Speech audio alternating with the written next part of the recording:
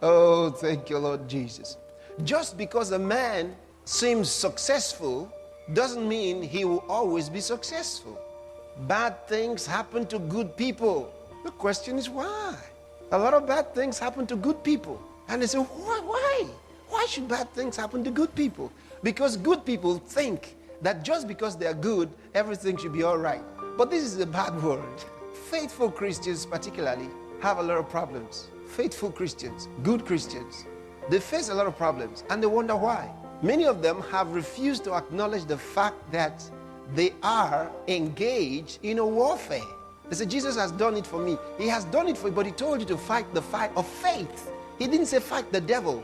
We are not fighting the devil. He's been defeated. He said fight the good fight. He calls it a good fight. The opening scriptures, 1 Timothy chapter 6 and verse 12. And then you have another one, and that's 2 Timothy chapter 4 and verse 7. Where Paul said, I have fought a good fight. He fought a good fight.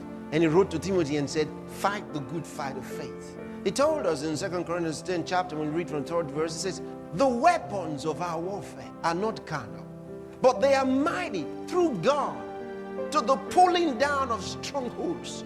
What are strongholds? Somebody says, Satan has built a lot of strongholds in that place. What do you mean by strongholds? The teaching of the scripture regarding strongholds has to do with ideas, thoughts, principles, theories of this world that have been established or constructed against the declarations of God's word about us. And sometimes they have been such ideas that have created a mindset in certain people or in certain societies. That's what they call strongholds. But then the Bible says the weapons of our warfare are not man-made. They are not of human understanding. He says they are not carnal, but they are mighty through God.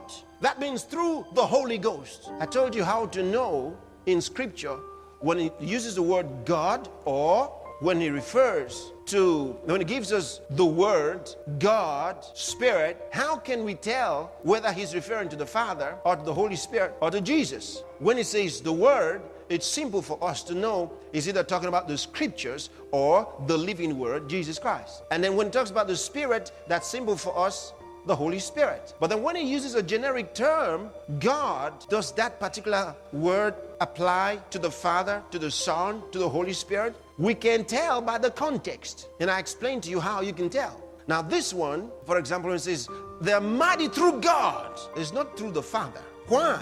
Because he's dealing with something that we ought to operate in the earth. So he's not talking about through God the Father or through God the Son, Jesus. It means through the Holy Spirit, meaning that we are in charge of such operation because the Holy Spirit is no longer in heaven, he's here in the earth.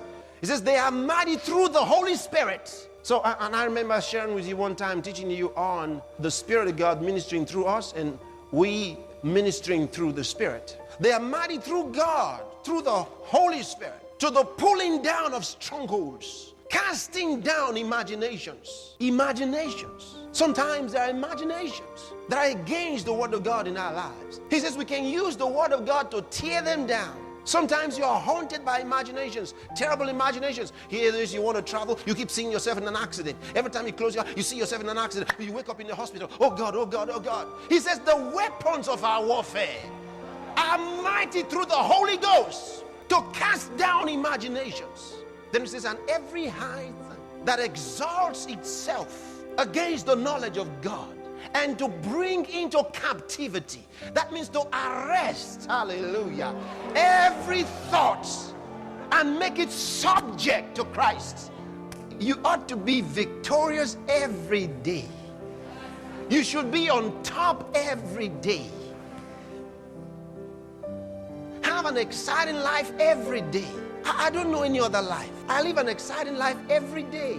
I have no sometimes down, sometimes up. I don't have anything like that. I don't know depression. I don't know how to sit down worrying. I don't worry. I can't worry. I have imbibed the word. He told me to have no anxiety about anything, but that in everything, by prayer and supplication, with thanksgiving, I should make my request known to God.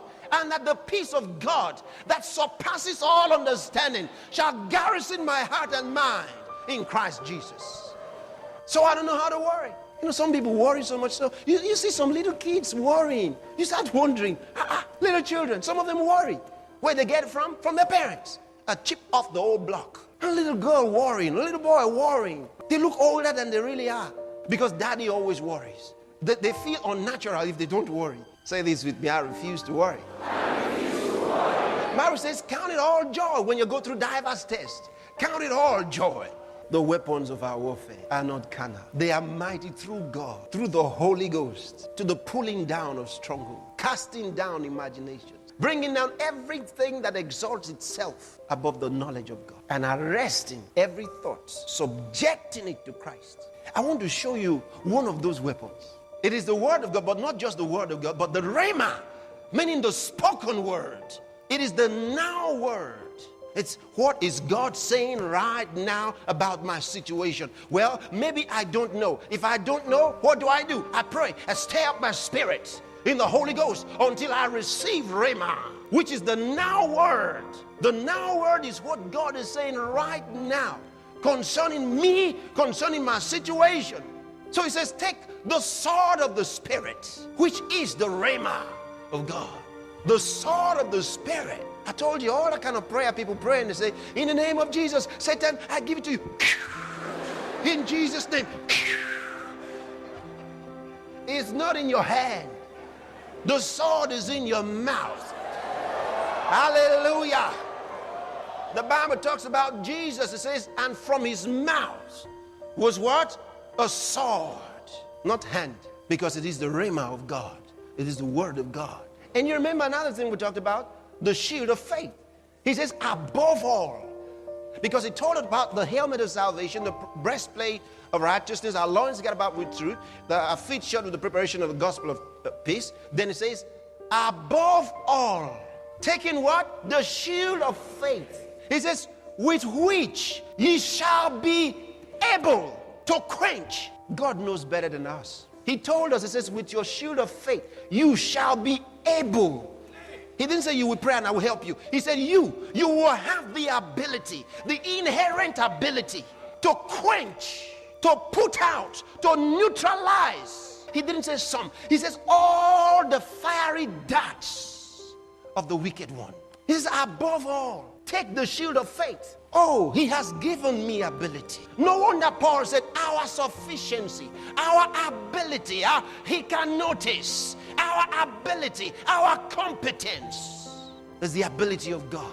It's working in us. When your ability is the ability of God, you're not trusting in your strength, but you're not asking for the strength either. Why? Because his ability has supplanted your ability. These are not things we're trying to get for ourselves. They're the things already written about us.